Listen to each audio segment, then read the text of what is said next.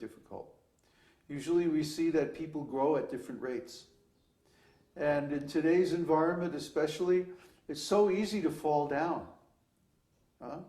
It's so easy to get entangled with Maya that, practically speaking, we don't know any couples who are both Krishna conscious enough to perform these Vedic ceremonies for bringing pure devotee into the world. Therefore, we have to say this is not so practical right now. Now, maybe after we get our community established and we have schools and everything like that, it might become more practical. But right now, we're basically simply trying to get individuals Krishna conscious, and the best thing for that is celibacy. So we say no sex, no sex. Why? Because the prime identification of the soul with the material world is sex. You ask somebody, who are you? The first thing they're going to say is, I'm a man or I'm a woman. This is material sex. So the first point of identification is sex, material sex. But we say, no, you are not this material body. You are not this material sex.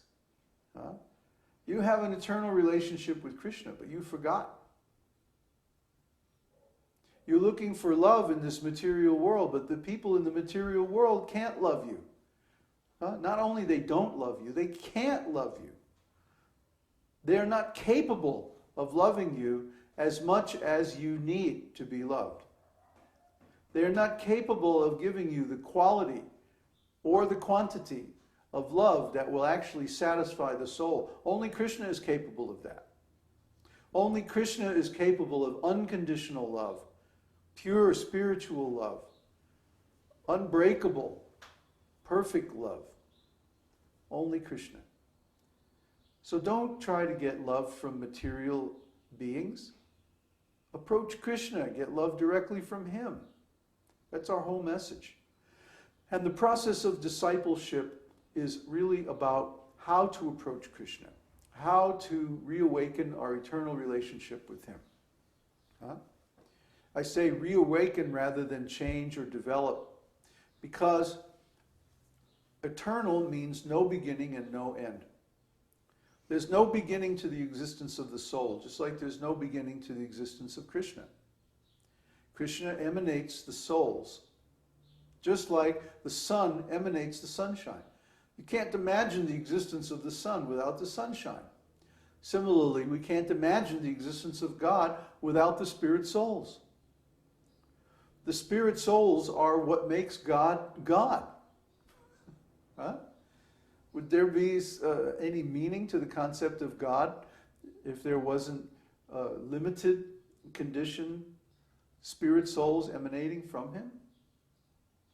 What meaning would there be? He would just be there all alone in the middle of nothing?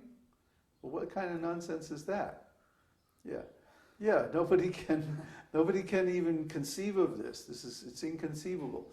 So the meaning of God is that we have God is the source of the energy, and then his energy is expanding, emanating outwards, and making the souls and the creation and all these activities that we see in the world and so on. So God's energy is also eternal. No beginning, no end. Well, we think we have a beginning and an end because we're materially conditioned. We're caught by time. But even time is Krishna. He is the energy by which everything happens. And that energy is under his full control. So everything that happens is actually part of an eternal relationship with Krishna. We just don't see it that way. That's our disease. That's our ignorance. That's our conditioning. So when we start to see the things that happen as being part of our eternal relationship with Krishna, our life begins to make sense. Finally, all the things about our life that happen that we could never understand, we begin to put it in the proper context and it acquires its original meaning. Remember, meaning comes from context. Huh? If I'm in America and speaking English and I say boat, you think of a craft that goes on the water. Huh? But if I'm in India and I'm speaking Hindi and I say boat, it means great, large, full. Huh? So the context determines the meaning. The word is the same, but context is what determines the meaning.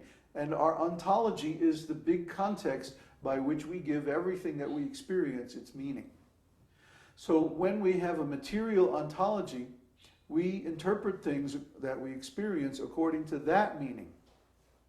But when we have a spiritual ontology, we interpret it according to a different meaning. Now the problem is, in material ontology, a lot of things don't have any meaning. They don't make any sense because they're outside the limits of the ontology. A material ontology, by definition, has to have limits. It's finite. It's limited. It's small. It's smaller than we are because we're spiritual. So we have all kinds of experiences that don't fit within the material ontology. And we say those are meaningless. Nonsense. And then we reject those experiences because they don't have any value to us. When we value someone, we say, oh, you mean so much to me. So meaning equals value.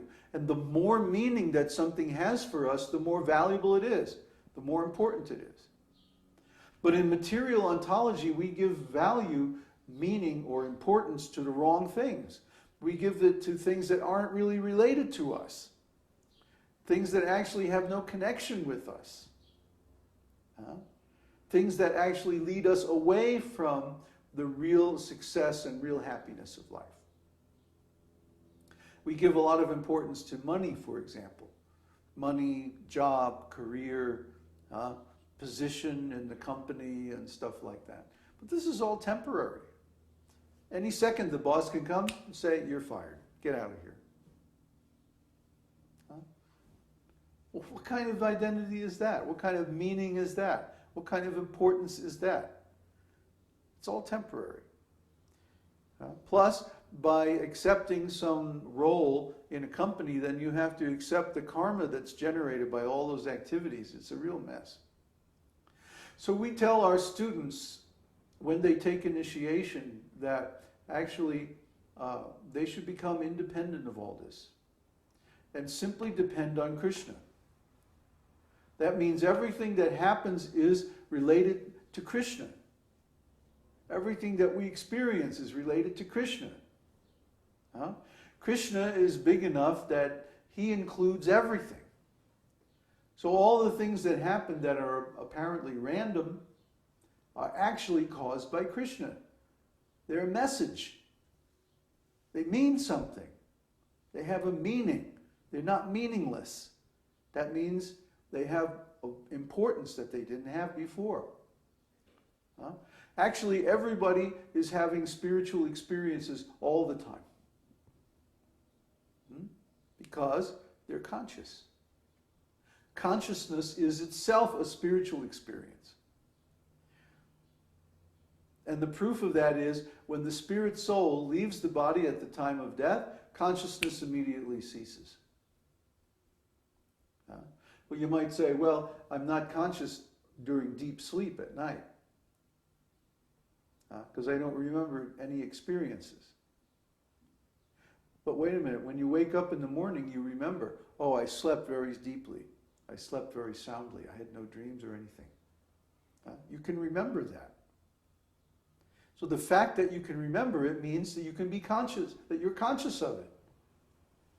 So even though you're not conscious of anything within that state of deep sleep, you're still conscious that you are in deep sleep.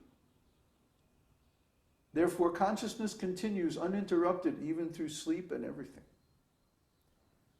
It's just the contents of the consciousness are blank or zero at that time. Actually, Vedanta Sutra says that during sleep, during deep sleep, we're resting in Brahman. And when we are dreaming, that Krishna is manufacturing these experiences that are like the results of very small, light karmas. So even when we're dreaming, even when we're asleep, we're conscious. It's just that we're conscious of something different. We're not conscious of the senses at that time. We're conscious of something in the mind, or we're conscious of Brahman. But Brahman, during deep sleep, doesn't reveal himself. That's our time of rest. So even though we're in Brahman, we're like inert. Our senses aren't functioning. Mind isn't functioning.